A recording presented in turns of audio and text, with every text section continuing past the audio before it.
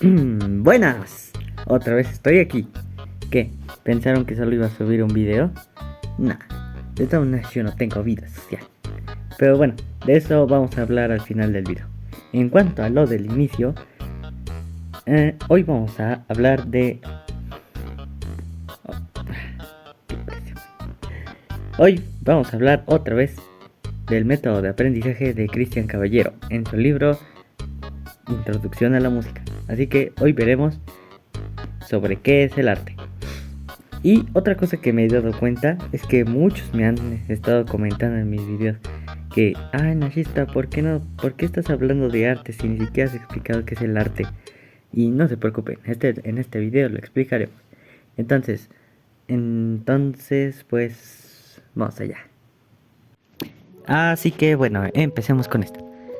Bueno, lo primero que tenemos que ver es lo que estamos específicamente viendo en el título de este video. ¿Qué es el arte? Y pues bueno, hemos apuntado que la música comporta un mensaje, pero que este ha de ser artístico y que un mensaje artístico es diverso, casi por esencia de un mensaje intelectual, mientras que este se dirige a la razón clara y precisa y se rige por reglas de la lógica y tiene una secuencia claramente perceptible y es susceptible a demostración. El que él presenta una faz casi opuesta, porque trasciende, no contradice, el pensamiento lógico y trata de lograr una comunicación que se establece más allá de las palabras y los significados convencionales, que quiere alcanzar, como ya se dijo, esa región de la mente humana que está por encima de la inteligencia analítica y razonante, la intuición, que es precisa y propiamente el campo del arte. Y además, hemos de darnos cuenta que el mensaje artístico, el arte, no está en lo que se dice, sino en cómo se dice. Y antes se invocó el ejemplo de la poesía, en la cual el sonido de las palabras y en sus especiales combinaciones resulta tal vez más expresivo que las palabras mismas. Podemos poner otro ejemplo. La maternidad es una idea, un concepto intelectual, científicamente estudiable en sus causas, sus circunstancias y sus consecuencias, el cual evidentemente incluye un elemento emocional que puede llegar a conmovernos, pero si un pintor, un escultor de talento expresa esa idea a través de una obra plástica, o un poeta canta en sus versos, o un músico trata de transmitirla con sus sonidos, no será la maternidad en sí lo que nos conmueva principalmente, sino que lo que alrededor de ella puso el artista, las implicaciones que encontró, la forma que le dio a su expresión. Esa forma que no podremos analizar ni demostrar totalmente con lógica absoluta, porque hay en ella algo que escapa inexorablemente de la razón, ya que la supera, y es esa comunicación supralógica y formal que en realidad constituye la esencia del arte. Ahora bien, tal mensaje, para ser artísticamente puro, comporta por naturaleza algunas características, sin las cuales se convierte más o menos en otro tipo de mensaje, y por lo tanto más o menos deja de ser artístico. En primer lugar, si un artista siente la necesidad de decirnos que algo es porque es evidente que tiene algo nuevo y original que comunicarnos, ya que de otra manera el mensaje disminuiría en interés y ese original gravitará, por lo que ya se dijo, más en la forma que el contenido, aunque también este es objetivo de originalidad. Por otra parte, el mensaje habrá nacido de un deseo de comunicación, de un entusiasmo de haber concebido, de una necesidad de compartirlo, y será espontáneo. Y por último, el interés del autor del mensaje se centrará en el mismo mensaje, sin implicaciones, sin desviaciones y ninguna clase de segundas intenciones que lo desvirtúen de su esencia. Será pues desinteresado. He aquí las tres características esenciales de un mensaje artístico y pues por obvias razones de una obra de arte y del arte mismo. Está la originalidad, la espontaneidad y el desinterés. Extendámonos un poco más sobre ellos. La primera, hemos dicho, es la originalidad, el elemento propiamente creativo, una simple repetición de algo ya dicho, ya expresado de forma igual o muy semejante por la plástica o la música, no será realmente artístico, puesto que no es realmente hablando un mensaje, sino una repetición de otro ya establecido. Originalidad, sin embargo, no es sinónimo absoluto de novedad, En la obra de arte tiene que haber elementos ya conocidos para hacerla inteligible. Piénsese en un poeta que quisiera ser tan original que se negara a utilizar las palabras por ser ya conocidas y elabora su propio idioma totalmente nuevo. Se estaría condenando a la plena incomprensión de sus oyentes. La originalidad reside más bien en una nueva presentación de lo ya conocido, más algo que sea realmente nuevo. Originalidad relativa, pero realmente existente. Como todas las demás cualidades, esta se puede presentar en una escala amplísima, desde simple repetición sin originalidad alguna hasta la plena originalidad creadora. Igualmente importante es la espontaneidad. El artista crea su obra bajo el impulso de una necesidad de crear, lo que los romanos llamaron la inspiración y los griegos el demonio interior, que te obliga a producir, como el hambre te obliga a comer o la sed te obliga a beber. Así el artista someterá todo otro deseo, toda otra necesidad a su labor creativa y estará dispuesto a sacrificarse por su obra si es necesario.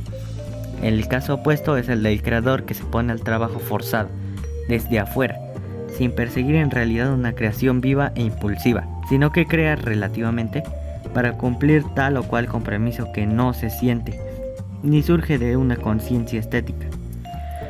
A medida que la obra sea más espontánea, será más valiosa, porque surgirá como una mayor unidad de una sola creatividad, que la concibe en su origen, la contempla en su desarrollo más o menos fatigoso y la entrega al oyente o espectador como una producción total de su esfuerzo.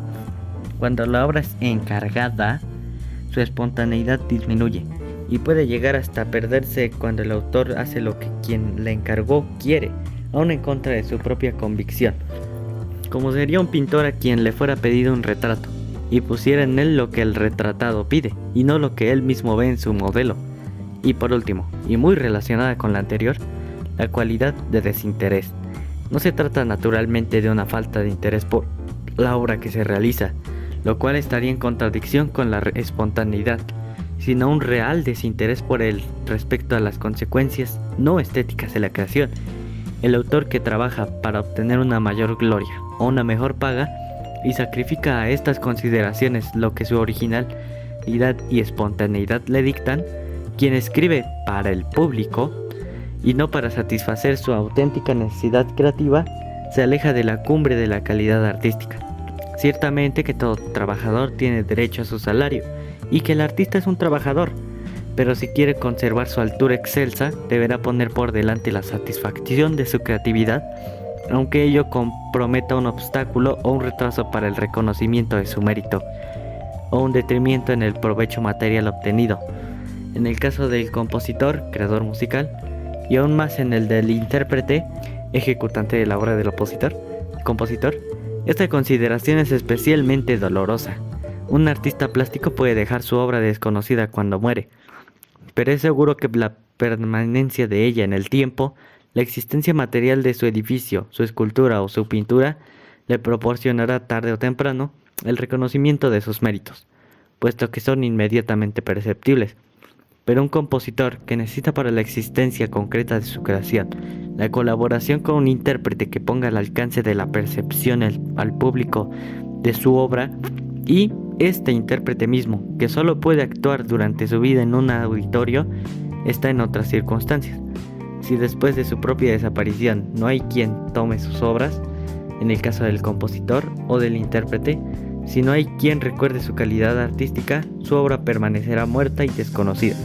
Por lo tanto, el músico siente una mayor urgencia de ser reconocido, y esto puede extraviar la creatividad por el sendero de la fácil comprensión, la interpretación por la del efectismo inmediato, en detrimento de la originalidad o de la espontaneidad, o incluso del desinterés.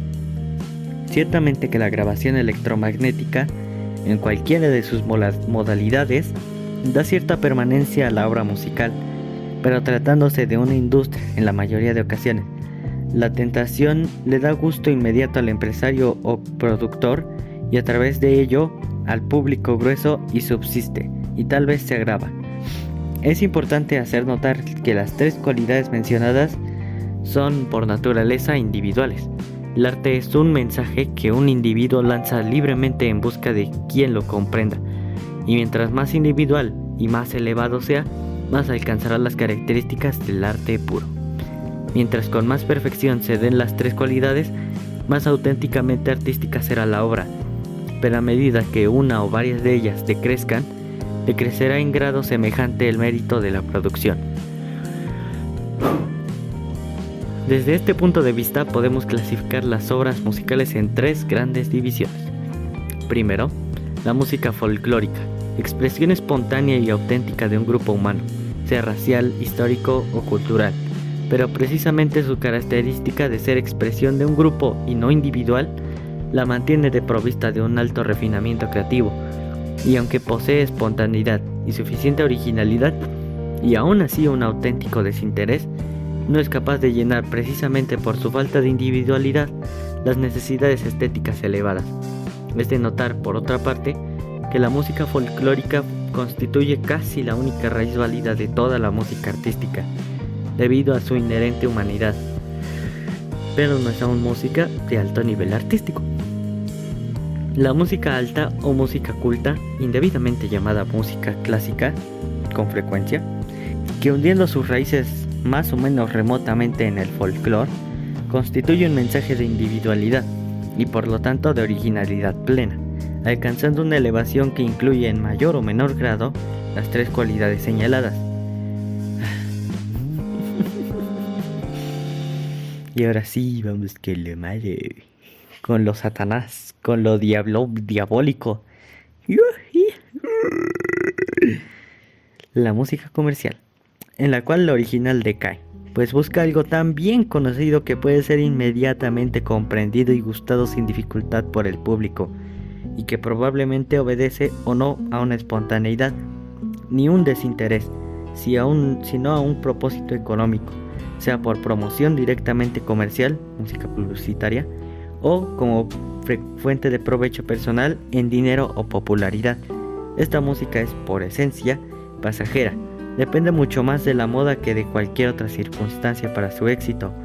Su calidad artística, por lo tanto, es escasa por regla general. Entre estos tres tipos de música puede establecerse una interesante relación de sucesión histórica.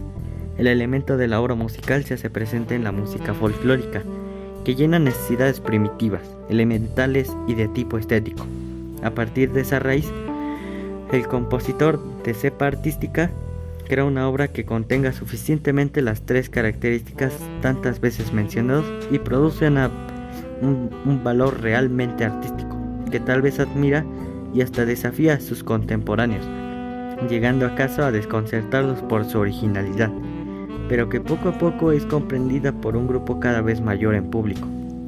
Por último, esa obra que al principio pareció extraña y difícil, acaba por revelar sus resortes íntimos, se convierte en algo perfectamente comprendido y llega a ser casi un lugar común en sus procedimientos que gusta en general, y entonces el compositor comercial se apodera de ello, lo aprovecha, reproduciéndolo más o menos disfrazadamente, y publica una canción, una danza, un trozo cualquiera que no es espontáneo, ni original ni mucho menos desinteresado, pero que está fácilmente al alcance de las mayorías, que lo aplauden entusiastas. Hemos caído en la música comercial, cuya valoración estética resulta forzosamente pobre.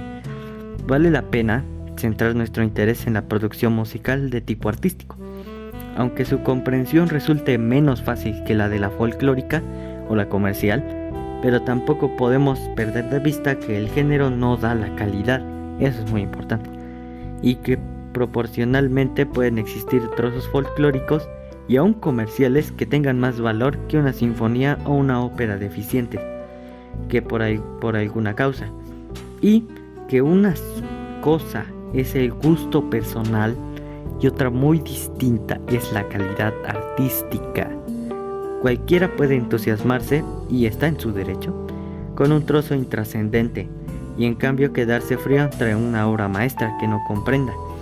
Pero precisamente por eso resulta importante e interesante tratar de encontrar el camino y de comprender que aunque aquello resulte arduo, las obras maestras tienen a sus propios oyentes. Ay, bueno, pues el video de hoy estuvo un poco más cortito. La verdad es que solo va a estar un poco más corto. Creo que yo porque por, ¿qué será? 5 minutos. No sé. Pero, entonces en cuanto a los videos, los subiré cada 2 semanas. Y los videos de música, todos los videos de música los subiré a este canal, no a ningún otro. Así que pues los dejo con la despedida. Así que, bye. Y ahora sí, ya que ya terminó el video, creo que ya podía hablar de algo.